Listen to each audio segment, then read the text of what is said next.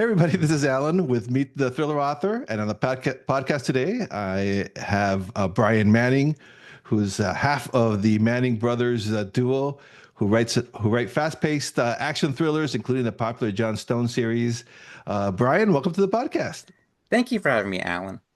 Yeah, so I have to ask right off the bat, you and your brother write these great thrillers. You both grew up in Las Vegas, so I'm just kind of curious. When did the storytelling first become something that you shared as brothers, or was one of you got into it first? What's the story there? Yeah, so we grew up reading comic books and like sci-fi fiction stuff. And then later on, like in co our college years, we both basically raided our dad's bookshelf and started reading like his thriller stuff, like the Stephen Hunter, like Bob Lee Swagger stuff.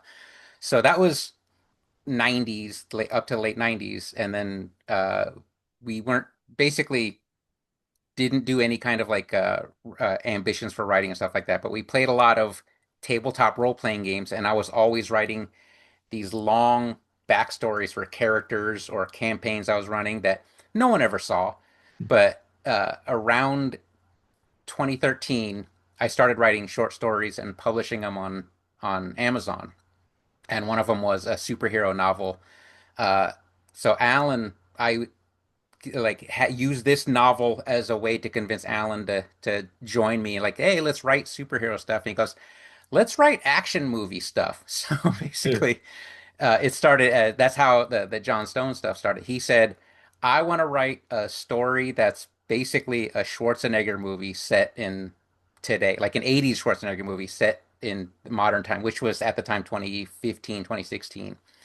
So we created the John Stone series, and my idea was, hey, if we have a character that's 80s inspired, let's also do 90s, 2000s, and 2010s. So we had these four standalone novels that were basically our quote unquote Avengers, where we were going to tell these stories, and all of them were going to meet up at this larger book.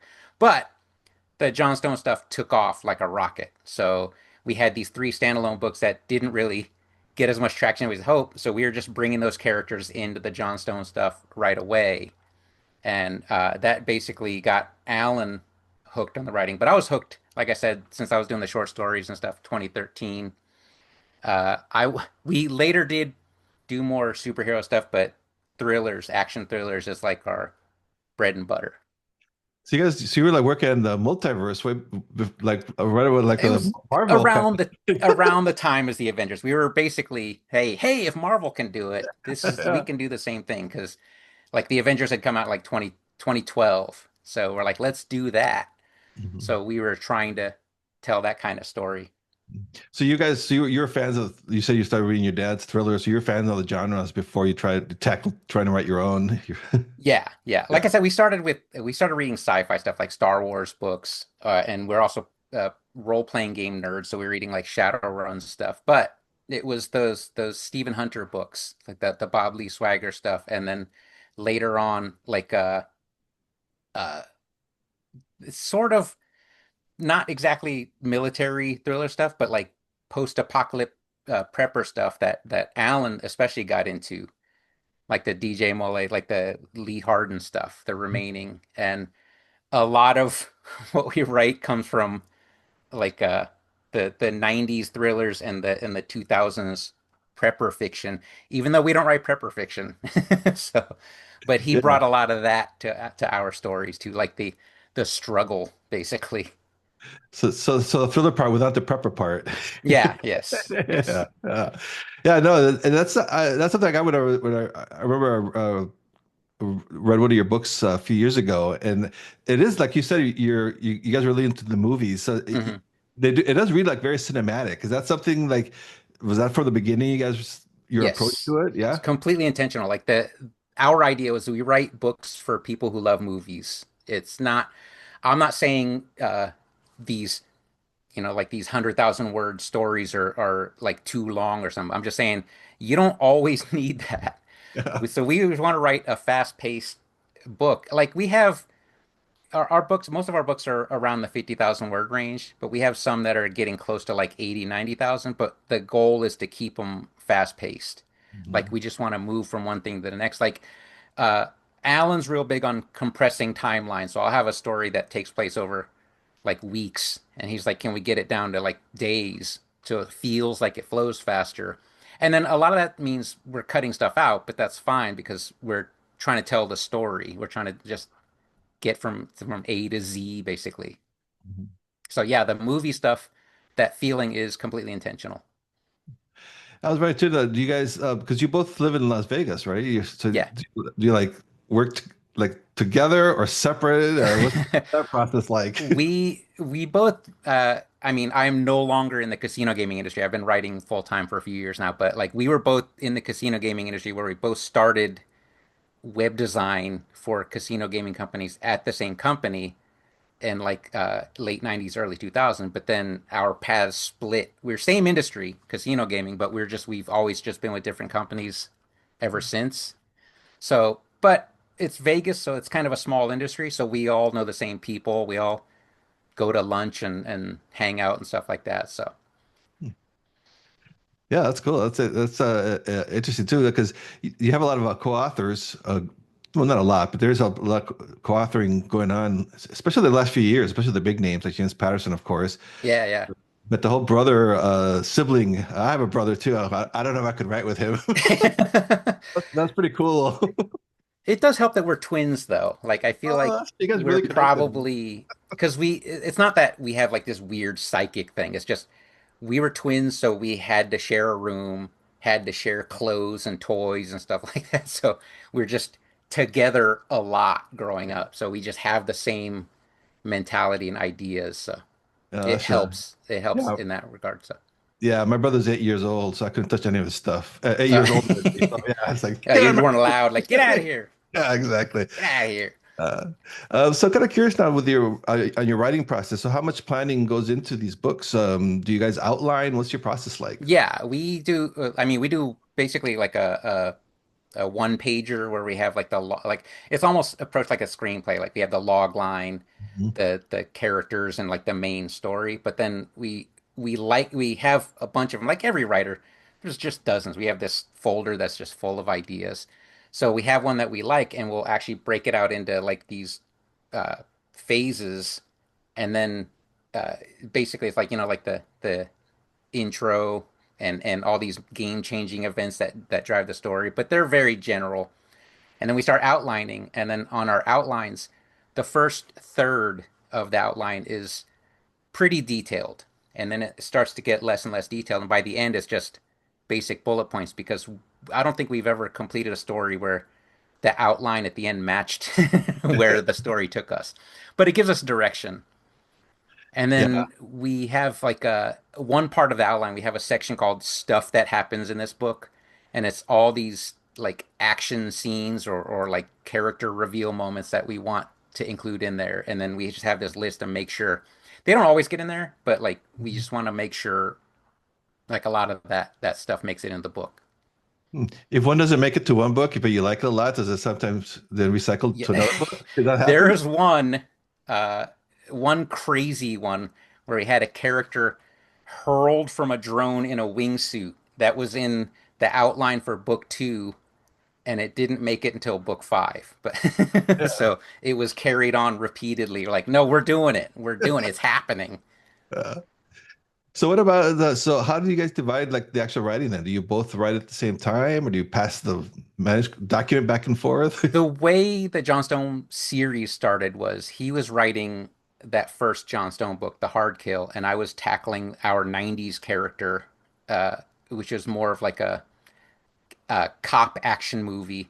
So he handled the first draft of the John Stone stuff. I handled the first draft of the character Chance Hunter, and then we swapped. And then I finished his, he finished mine.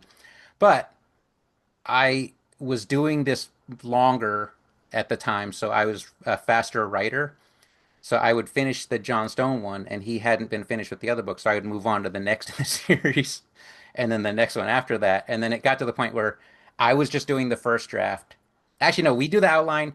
He basically makes sure that the flow works, and then I'll do the rough draft, and then he is essentially the developmental editor at that point, and then we're just working back and forth in that way. So Oh, So I interesting. do the bulk of the sloppy writing, and then we just like the as a sculptor, I throw all the clay down, and then we work together like molding it.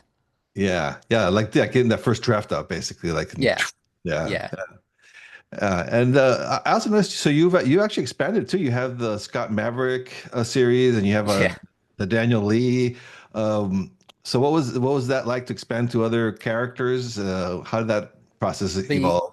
the Scott Maverick one is again another goofy idea Alan had. He's like, I want the even though it's in a book, he's like, I want the actor who plays John Stone to play Scott Maverick, but the book is set in the 80s.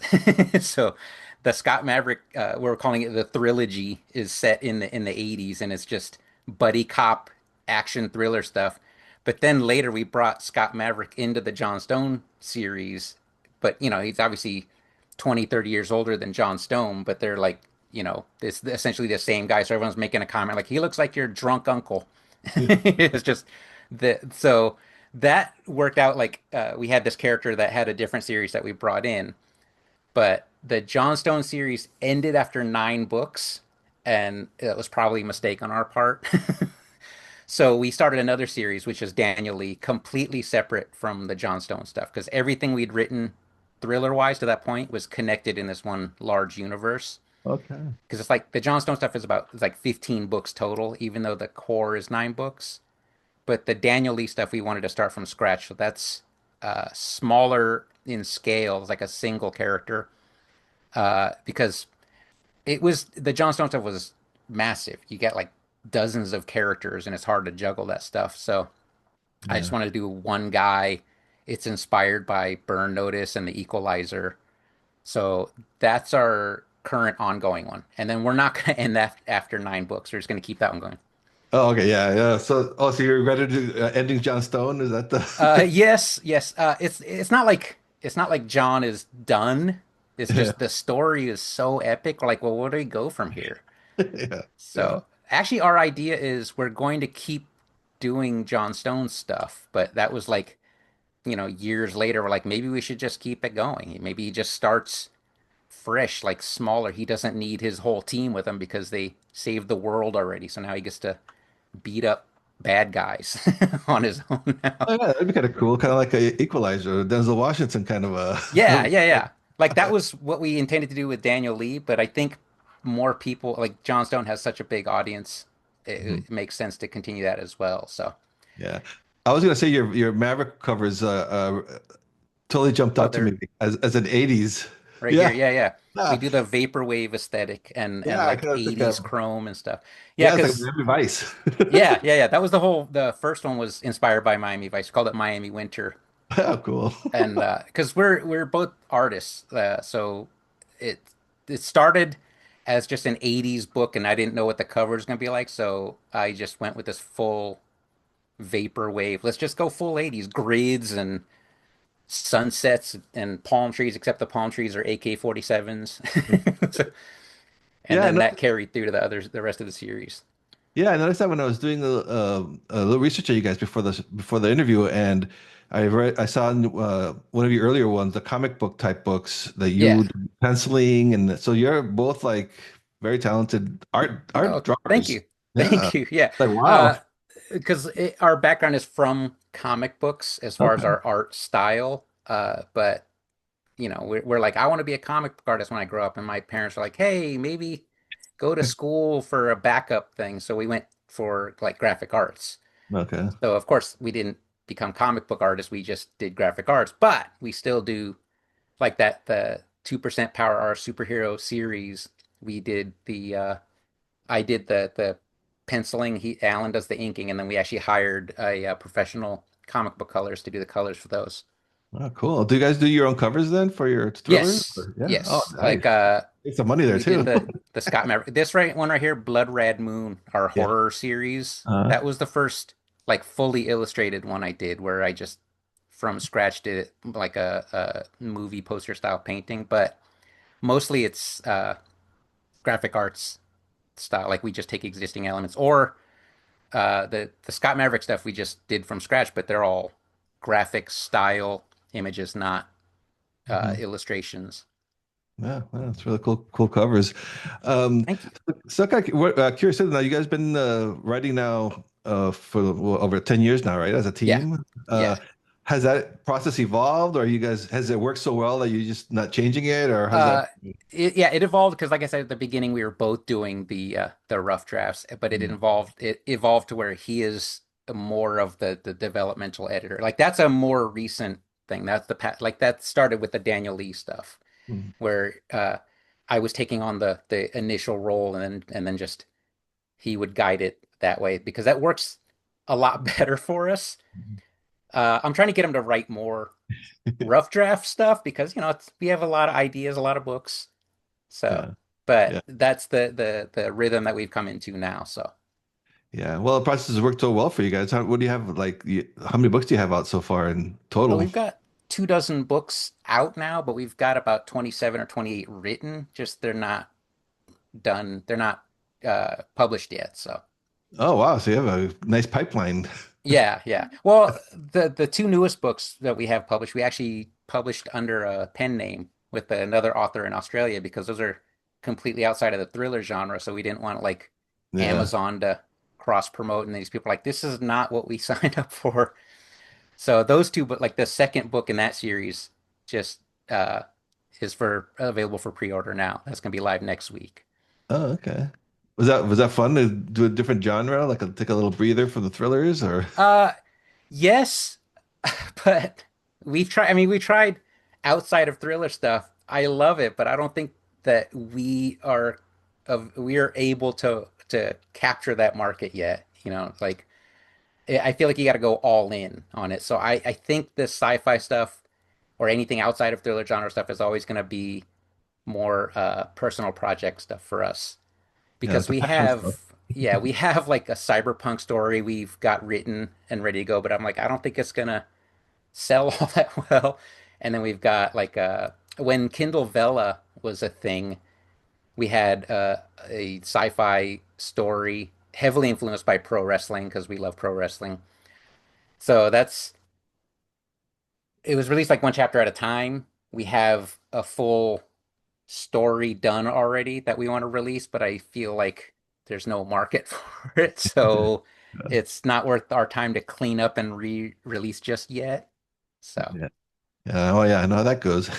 but it's a lot of fun writing outside of thriller stuff, but Yeah. thrillers, it's like that's just our thing. So, And so, what's your process then like as like with the writing wise? So, do you like do you usually write in the same spot? Do you have set hours, word count goals? Can you tell us about that? yeah, the way I started writing was like I was like I said, I was working a day job, the casino gaming stuff. So I would write uh at night after work, but that's just, after work, you're just like done, spent Yeah. mentally. So I just started writing. I just started waking up earlier and writing in the morning at this desk right here. So I would spend about an hour and a half, 2 hours writing before I'd had to go to work. And that just became so like ingrained. That's where this is where I write now. I just stand at this computer and write. But Alan, he uses at one time he was using dictation, like that dragon naturally Mhm. speaking. So he was dictating into his phone, and he does editing on his phone, which is why he's a little slower writing full drafts. So it works a lot better that he's doing like the more developmental stuff because he doesn't have like a steady rhythm or process yet. So I say Yeah. yet, it's been like 6 years, 6 years since he started uh, doing the developmental stuff. So Yeah. I'm amazed people could do it on their phones. I've yeah, tried. yeah. I don't have it. I I need a I desktop. try as well. I try as well, but like I need a full keyboard. Yeah. Yeah. And so you mentioned that Daniel Lee is your current the ones that you're working on now. Yes. Can you tell us a little bit about that Yeah, series? it's basically Daniel Lee is inspired by Burn Notice and The Equalizer and like the Bourne Identity, the Bourne series. It's a character that has a past that's similar to like the an entity like Treadstone. Mhm. We're calling it Blackwell. It's he was part of this. They're kind of shady, not the best organization. So at one point, so he's not like like a hero or anything. He's got a shady past too. But at one point, something goes wrong. He's thought dead. And then when he recovers, he's like, "Hey, I'm going to use this opportunity to basically walk away." So, but the character is a magnet for trouble. Like he attracts it and he's drawn to it. So he's just basically wandering through and then just helping people to kind of like make up for his past sins. And then he's like burn notice. He's got to stay one step ahead of the people that burned him, basically. So that one's fun because it's they're smaller stories, and we're working on the sixth book in the series, which should be available like next month, or probably when this episode goes live, it should be available. So Cool. Yeah. yeah, and it's again inspired by episodes of those TV shows or movies. Like the sixth book is inspired by one of our new favorite movies, The Beekeeper. So Oh yeah, that's like Jason's. yeah, the Jason Statham Yeah, movie. yeah, that's a Yeah. good one. Yeah. So we're carrying that vibe into this. Yeah. Yeah, and I was going to ask you too. That was very cool about the different series that you guys are. So this Daniel Lee, I know we already mentioned this. Sorry, it's completely different from Stone, though, right? That's the Yeah. whole different universe. Okay, Yes, okay, it's cool, cool. like the Johnstone universe. We're naming actual cities and states and stuff like that. And Daniel Yeah. Lee, all the towns are made up. Oh, okay, cool. A Like little more I don't creative, want to. huh? Yeah, so the states he's in are normal, but we're just making up towns because I don't want to have to look up landmarks and have people expect certain things. But there's analogs to it, like the book 7 or 8. We don't know which one yet. Will take place in Nevada, so we're gonna you have to do like a casino Yeah. town kind of place, like either Vegas or Reno, where you can have like crooked casino operators in it. So, but nothing like linked to the real world or to the Johnstone stuff. I also noticed on your website you guys are doing a lot of direct selling, so that's pretty incredible. How's that going? And is that a lot of Difficult, work? Yeah. difficult.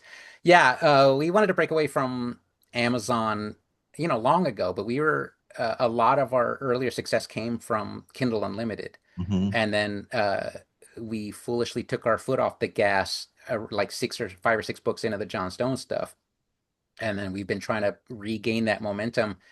But Kindle Unlimited hasn't been bringing as much money in for us. Like it still works for a lot of other authors. So we've been pulling books out slowly, and then now basically our entire catalog is available like on our own website.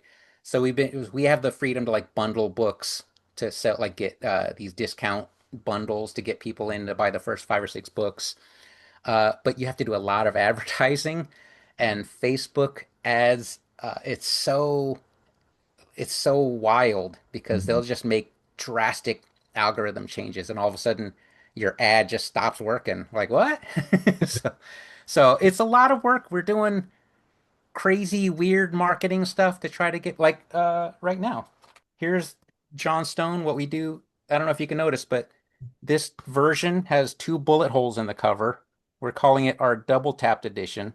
Oh, cool. Bullet holes in the Yeah, I cover see the and hook title there. page, but Ah, not the rest of the book. The rest of the book yeah. is Oh, okay, so those are special editions only available for yeah, your yeah. website. Okay, And cool. you actually get a bookmark with the brass that we used to shoot the cover. Oh, that is cool. But Oh, you actually shot the cover? yeah, yeah, we take it out to the Oh, that's desert and shoot the cool. book and autograph it. But we don't know how well it's going to do yet because we just this is recent. We just put this together, so we have to try weird marketing stuff like that to get attention because it seemed to get a lot of attention on Facebook and with our friends and stuff. They thought it was a great idea. Yeah, sounds So we're great. hoping we're hoping it works. You Yeah, I guys do mean, a we lot haven't of shot a events? bunch of books yet. We're going to do it as they're ordered. So Do you guys do a lot of live events, selling in conferences and stuff? no, we should though. Like we just missed the Vegas Book Fair thing last weekend, so uh we're not as up on live event stuff like we should be for selling books ourselves. So Yeah, yeah, so I'm gonna be out there next week. There's a Author Nation conferences there in Vegas, and oh really? yeah, we used to be the Horseshoe. Oh no, it is Horseshoe now. It used to be Bally's. It's in the Horseshoe. Oh. Oh Wait, yeah, Arthur Nation, was that the it used to be that 20 used to be books. 20 books? Yeah, 20 Yeah, books Vegas. Yeah, yeah, but we went it's to changed the now. first two. Yeah, yeah, Yeah, yeah. Yeah, Craig Martell was like running Yeah. that, but I guess it's a lot of work. So he Yeah. handed it off to Yeah. someone Yeah. else. Yeah, I think it was killing him. So he had to Yeah, yeah. get rid of that. So That yeah, the we went to 20 I want to say 2017 and 2019 and yeah, those were fantastic yeah, events. I was at the first one too. Yeah, So yeah, so it's 2017, right? The yeah, first yeah. one? So we must have crossed each other there Yeah, again. and didn't even realize it. Yes. Those are fantastic events because we leave just fired up and we learn a Yeah. lot about like blurb writing Mhm. and that's how our process for outlining came from, like breaking the story down in like these seven distinct phases. It all came from the 20 book stuff. Yeah. Oh, that's great. That's cool. Small world. Yeah, yeah.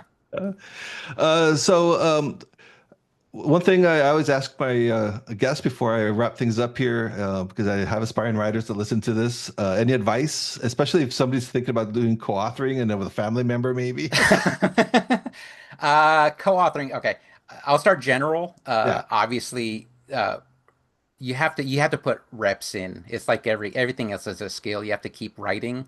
So not everything you do is going to be perfect. Like the earlier books are not the best in our series, but we're still proud of them. We don't want to be like George Lucas where we're like going and redoing everything, but you're just going to get better the more books you release. Also, the big thing for me is write what you read. Like if you want to write to market, but you don't read that market, there's nuances in those genres that the readers will pick up on. Or if you do your research and start writing it, you're not going to be as invested if you don't enjoy actually reading that stuff. So it'd be a lot harder to finish a book if you're not writing what you enjoy reading. So as far as writing with a sibling, you're gonna have to throw away stuff that you like just to just to get the teamwork going. Not stuff that's great, just stuff that you like the idea, but ultimately you have to trust that the product will be better in the end. Because we've stripped out full chapters.